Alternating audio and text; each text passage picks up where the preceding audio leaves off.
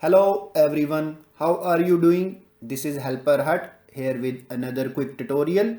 In today's Helper Hut show you guys how to update drivers on your Windows 10 computer. Hopefully be a pretty straightforward tutorial and without further doing jumping into it. So if you are looking to manually or automatically install drivers on your computer, this tutorial will be for you. So we are going to start by opening up the start menu and you want to type in device manager.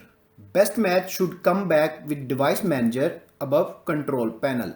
Just left click on that one time and I will let you see one updating your display adapter. So either double click on display adapter or left one little arrow next to it. Then you want to right click whatever the display adapter is listed in here and then left click on update driver. You can try searching automatically for updated driver software using the first link, or you can actually install driver software if you have downloaded from the internet by selecting browse my computer for driver software. A lot of online tools so that if wanna display adapters, graphics, network adapters, and why not actually have automatic utilities that will download for you. So if you go on the web and then just type in whatever your network adapter listed under here is, you might be able to find an automatic tool that will download and install it for you from Intel's website or whatnot. So it's pretty straightforward. Most people don't actually need to manually install driver software anymore.